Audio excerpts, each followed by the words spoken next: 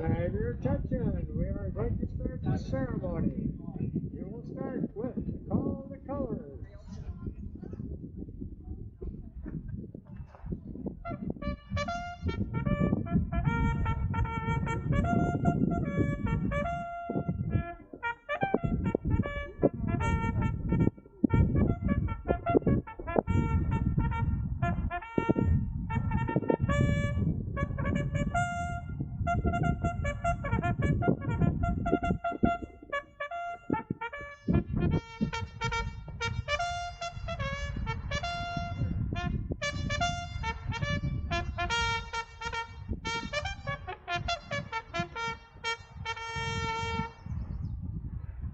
And our flag is all the way from up to the top, the national flag. So now, please join in the singing of our national anthem.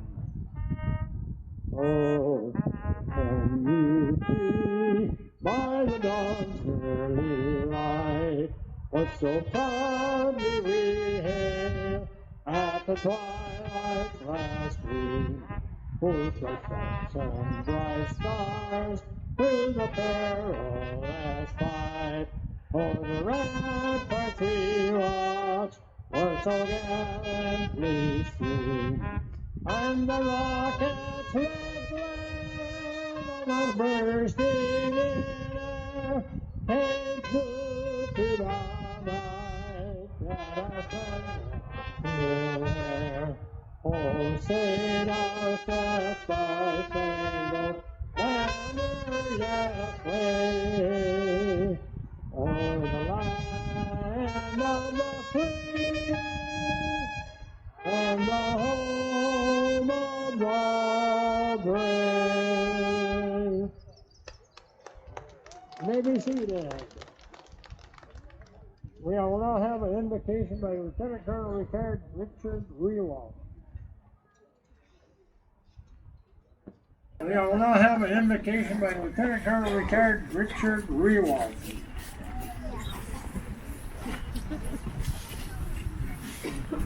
Well, good afternoon, everyone. So if you've ever heard one of my invocations before, I have to tell you what I'm going to tell you, and then I tell you what I'm going to tell you so that you'll remember it. So here we go. In way of introduction. So ladies and gentlemen, it's been 2 years since this spot was dedicated to the U.S. veterans. It has been just 1 year since we held a commemoration for the first group of veterans that are now named on our honor wall here. So now we have the second group.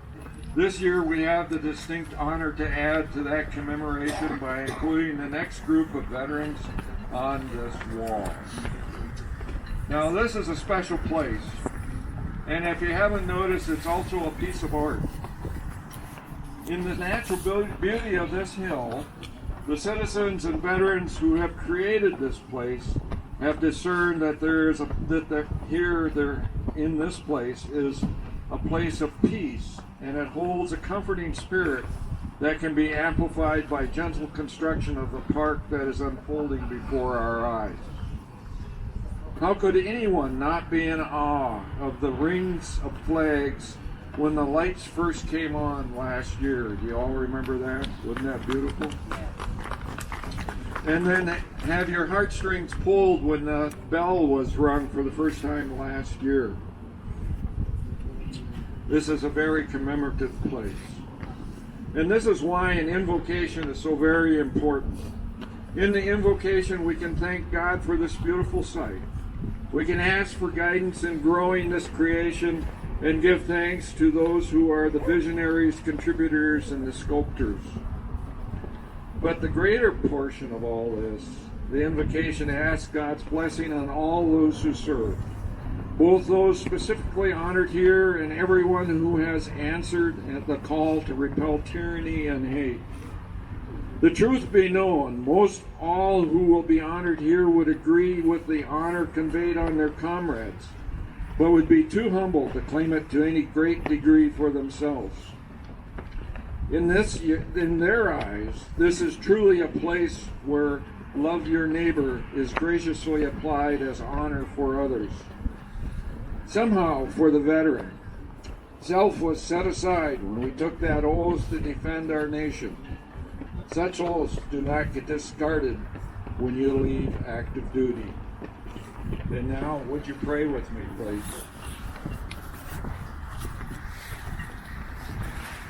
Dear God in heaven, we give thanks to you for your bountiful creation, for its beauty, and for each other's service to this country. We remember your goodness and ask your continued blessing on this place and the mission that has been set before it. Bless those on our wall of honor and those whose dreams this park was, who designed it, and especially those who have taken on all aspects of building, contributing, and organizing it. These are good neighbors, Lord, the best neighbors. As we read the names of those veterans who have been placed on our honor wall, Lord, bless them, give them peace, and extend your comfort and strength to their families. Make this place a place where healing, honor, and friendship happens. Lord, bless this nation and raise up leaders in our midst who are like these veterans, who cherish equal shares of freedom, equality, liberty, and justice, and more than mortal life itself. Help us, Lord, both veterans and non-veterans alike, to rededicate our lives to the American ideals of peace and goodwill towards all. Lord, we accept in faith this our responsibility and ask that our passion can be passed along to the generations still growing and those yet unborn, that they will pick up this mantle of honor as you, both you as well as those who have served, and they will continue to sustain the freedoms, the equality, the justice, the liberty that we hold dear. This is truly a beautiful place. Thank you, Lord. Amen.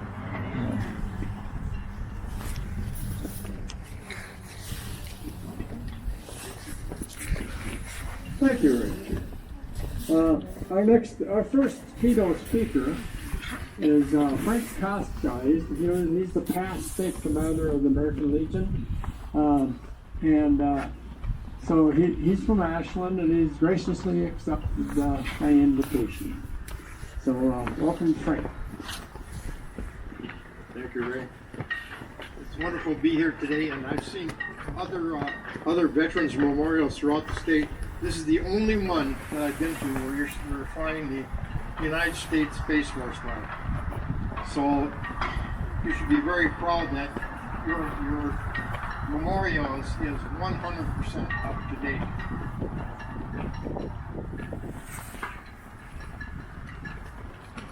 Their mission was noble: evacuate desperate civilians yearning to escape a brutal regime. The 13 U.S. service members who died during the terrorist bombing in Afghanistan last August will not be the last American heroes to make such a sacrifice, but they represent the best of a generation. When I was traveling around last year, I visited quite a few Legion posts, and they memorialized those 13 veterans in different ways. One post had the names up on the memorial, another one had their pictures. This one had a reserved table with 13 beers around it. Our veterans remember our heroes. One was a Navy corpsman, Max Solvik of Berlin Heights, Ohio. His high school football coach described him as fearless. He was only 22. Army Staff Sergeant Ryan Krause of Corlington, Tennessee, was a member of the 82nd Airborne. He was 23. Marine Staff Sergeant Darren Hover of Salt Lake City was serving his third tour of duty in Afghanistan. He was 31 years old. Marine Corps Sergeant Johnny Rosario Pichardo of Lawrence, Massachusetts, was a member of her brigade's female engagement team, responsible for screening civilians while respecting cultural sensitivities. She was 25. Marine Corps Sergeant Nicole G. of Sacramento, California, posted an Instagram photograph of herself cradling an Afghan baby and a caption, "I love my job," just days before the attack. She was 23. Marine Corporal Hunter Lopez of Indio, California was the son of two Riverside Sheriff's Department officers. He was 22. USMC Corporal Roberto Sanchez of Logansport, Indiana, was on a homecoming court during his senior year in high school. He died at 22. Lance Corporal Jared Schmidt of St. Charles, Missouri, liked to play video games. According to his father, he was only 20 years old. Lance Corporal Dylan Murata of Cucamonga, California, had been in Afghanistan for just more than a week. He planned to attend college and study engineering. He was 20. Lance Corporal Kareem Nomomi of Norco, California, served as junior ROTC before joining the Marines. He was 20 years old. In making him more local, in 2004, three sisters from New Berlin, Wisconsin, were serving in Iraq. On April 9th of 2004, Michelle Whitmer was killed by an explosive device. She was the first Wisconsin National Guard member to be killed in combat since World War II. She was also the first Wisconsin National Guard female to be killed in combat. A bronze bust of Michelle is on display in our Wisconsin Capitol building. Not only are these diverse men and women forever in our hearts, but those who knew them, they are forever young. They came from every background, yet they shared a common goal: to serve America and make life better for others. It was the same ethos that drove our Korean War veterans 70 years ago. And from the American Revolution to the global war on terrorism, more than 1 million American veterans have served the supreme sacrifice. And with that being 640,000 just from World War I. They died so we could continue to cherish the things they loved: God, country, family. That is why we gather on Memorial Day, to honor the memory of our fallen warriors who have given everything for their country. We are also reminded that brave men and women have always stepped forward to take the oath of allegiance as members of the American Armed Forces, willing to fight and, if necessary, die for the sake of freedom. In reflecting on their sacrifices of their comrades during World War I, the founders of the American Legion saw 4 pillars as to why Americans so answered the nationalist call, even to the point of sacrificing their lives. They do it to provide strong national defense, to keep America safe and secure against those enemies who would destroy our American way of life.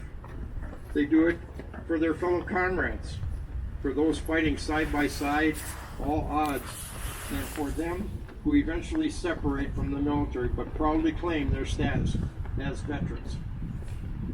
They do it for the American core values of God and country, family, patriotism, and our freedom to worship as we please. They do it for their children, so they can grow up in an America that is strong and free. It is through this last pillar, children, that we must continue to honor the spirit of these heroes. We must share the legacies and tell the stories of those who are no longer here. Nearly 7,000 American men and women have died while fighting the global war on terrorism. Many were parents. The loss felt by Gold Star families is forever. There are many tangible things we can do to honor the service of our fallen heroes. First and foremost is to take care of their loved ones. In some cases, this means providing financial assistance to help their children obtain a higher education. Across this country, the American Legion is raising funds to ensure that college education will be the reality of these families. This is why the American Legion established the American Legion Scholarship Legacy Fund. It is also why we wear the poppy, a symbol of hope that sprouted on a Belgian battlefield. Memorial Day is not just about picnics and parades, though there's nothing wrong with enjoying and celebrating our American way of life. Memorial Day is about gratitude and remembrance. It's about honoring the men and women who made possible for us to gather here today in peace. But the reason there is a Memorial Day, the reason that we're all gathered here, is to remember those who made our way of life possible. They truly are the guardians of our freedom. Thank you.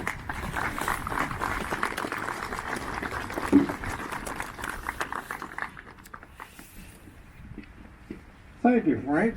Very good. Our next keynote speaker is our 12th District Commander at the current time, and he is Air Force career man, retired Major, Scott Marco. Please welcome Scott Marco.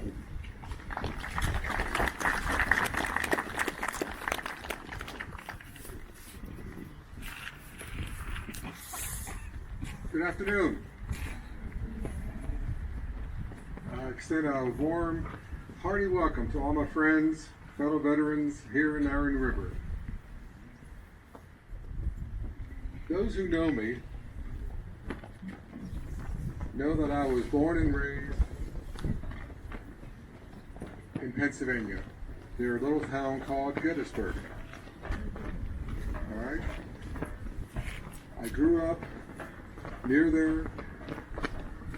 I learned about the Battle of Gettysburg July 1st, 2nd, and 3rd, 1863. It's almost coming up 159 years ago that happened. But I want to share with you a quick story, as quick as I can make it, about a young fallen hero during the Battle of Gettysburg. When I was home last fall in Pennsylvania, I went back to go to my 50th high school reunion. It was really my 51st. We couldn't have it on the 50th because of COVID. I always visit the battlefield of Gettysburg. I always visit and learn more about what happened those 3 days. Those of you who have been to Gettysburg, have visited their wonderful visitor center, know that there's a wonderful museum there. And when I was there last fall, I was walking through the museum, and you can't miss it.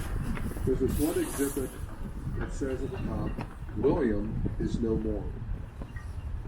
And it caught my attention, and I read about it, and I became fascinated with the story of a young First Lieutenant, William J. Fisher, who gave the ultimate sacrifice on the second day of the Battle of Gettysburg at a place called the wheat field. Any of us who have studied the Battle of Gettysburg know about these names, such as the wheat field, the peach orchard, Devil's Den, Big Round Top, Little Round Top, Culp's Hill, Seminary Ridge, and so many other names. But he gave the ultimate sacrifice on the second day, July 2nd, 1863, William. But he was only 19 years old, and he was already a veteran of many battles before Gettysburg, including Antietam, just a few months before in 1862. 19. He was gunned down that day, and his fellow soldiers in his unit tried to rescue him, but he died in their arms as they were trying to get him to safety. But his fellow soldiers came under attack, and they had to leave his body at the base of Little Round Top. After the battle, his loyal friends and his comrades went back and found his body, and they buried it in a farmer's field in Gettysburg. His family in Delaware, his father Isaac, they still didn't know what had happened to William. All they knew was his name didn't show up on any casualty list. But his father, Isaac, was determined to find out. Number one, if there's hope that William is still alive. And number two, if he isn't, he wanted to find him. All right? But William was lucky, if you can say that. His friends, his fellow soldiers and comrades, when they buried him in a blanket, and they identified him.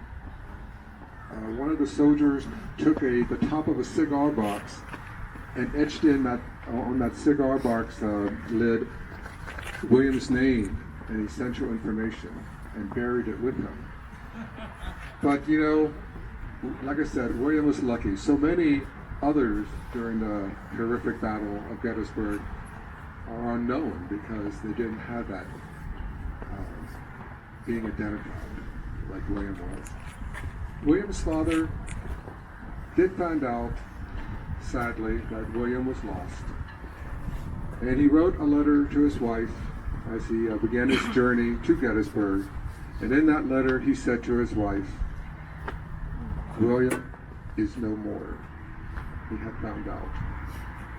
Isaac traveled to Gettysburg, and with the help of information provided to him from William's fellow comrades and soldiers, he located William's body. Unfortunately, it had decomposed, that he was able to put it in a casket to get it back to Delaware, but they couldn't have, his mother was devastated that they couldn't have an open coffin.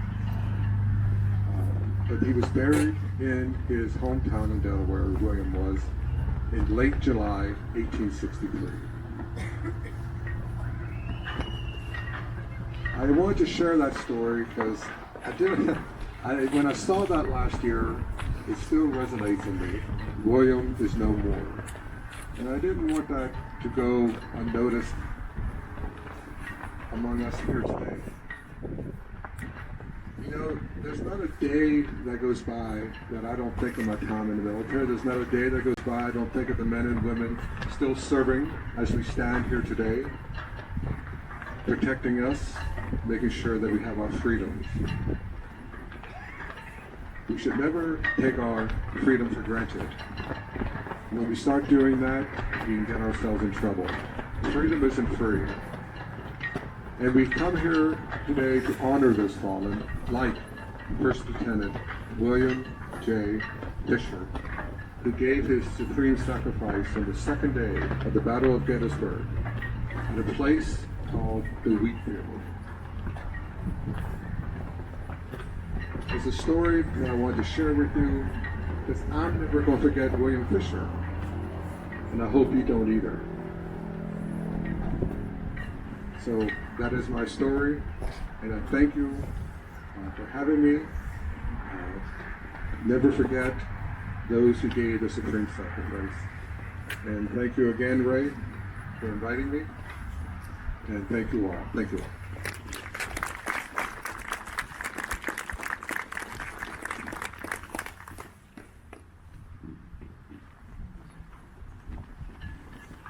All right, now we're going to have the calling of the new names on the tiles.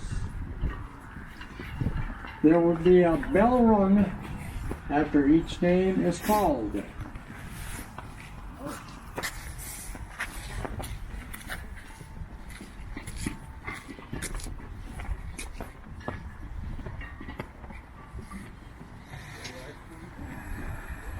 William Armbruster. Rodney Asplund. James W. Bailey. James E. Bailey. Walter Binkowski. Daryl Bolio. Ralph Bystadt.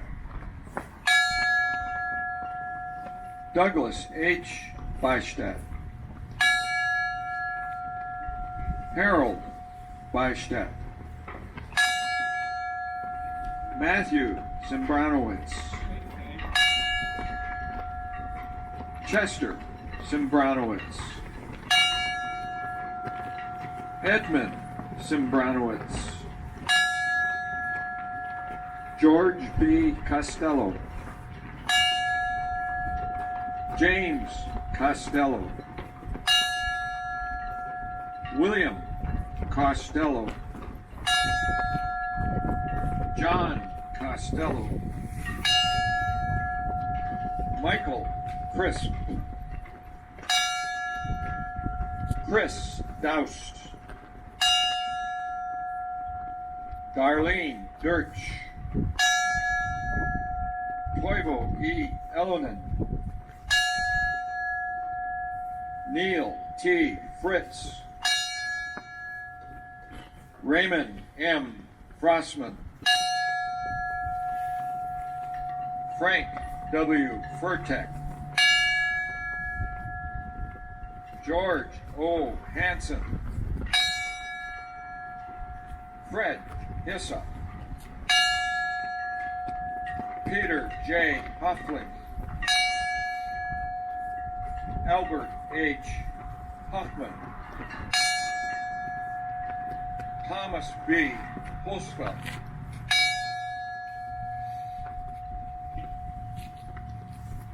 William Howe, Michael Howe, Harold D. Johnson, Olaf N.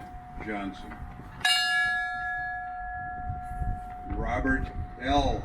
Johnson, Delroy R. Johnson, John R. Junty Jr., Delbert Kangas, Karen Kangas, Darrell E. Kemp, Harold M. Kerber, Marjorie Kerber, Bob Higging, Odine Kiggins, Dean Kiggins, Myron Knapp, Josh Knapp, David Knapp, Adam Lucius, Dave Mackey, Motel Mark, Bill McEwen, Becky Morato, Michael R. Meyer, Justin N. Noack, Harvey F. Pelto, Lester R. Pelto, John R. Polkowski, Arthur W. Rotio, Dennis Roy Rejo, Richard L. Rowalt, James L. Rydell,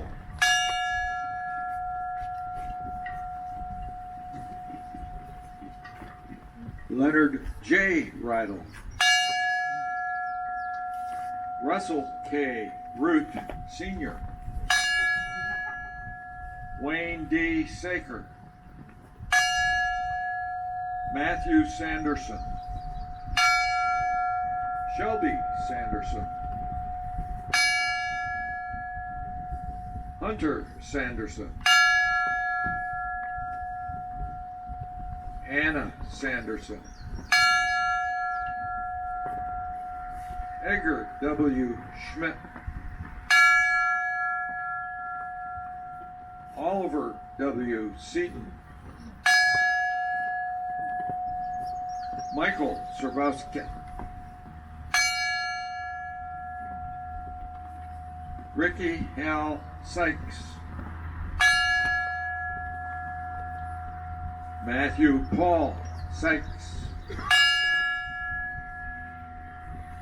Wayne A. Smith. Francis Guy Sue. Chad Tura.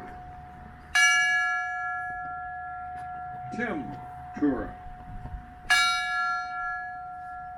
Ken Waters. Jake Waters.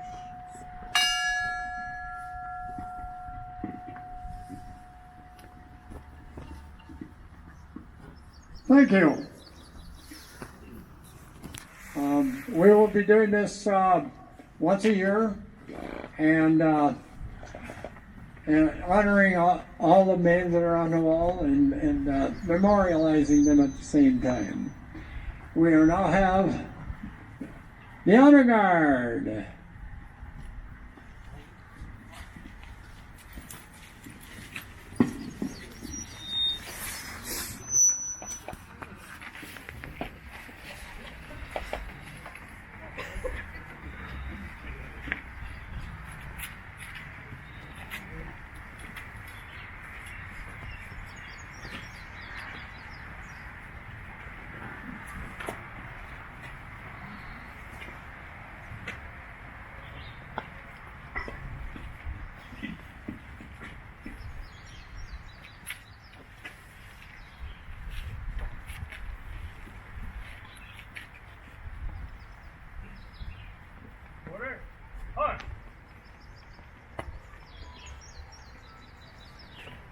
Honor guy. What? On. Ready. Aim. Fire. Fire. Fire. Retain. On.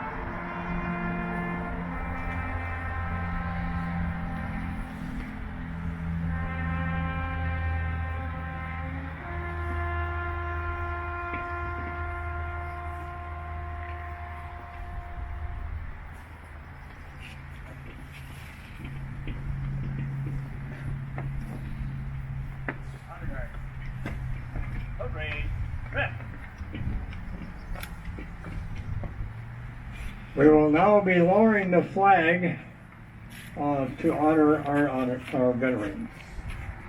And here's the closing prayer. Let us pray. God bless those who attended this rainy event and those who presented it. God bless our military now serving in the Russian-Crimean War. The Lord bless us and keep us. The Lord make his face to shine upon us and be gracious unto us. The Lord lift up his countenance upon us and give us peace this day and forever. Amen. Amen. Thank you. And my gosh, it's turned out to be a fairly good day. It's a little chilly out, but it's still well attended. It's just awesome that everybody is so supportive of a Veterans Park like this. Again, they're selling T-shirts over here and food. You can get some picnic lunch if you'd like, and at least the rain held off for us. Have a wonderful day, and thanks for being here.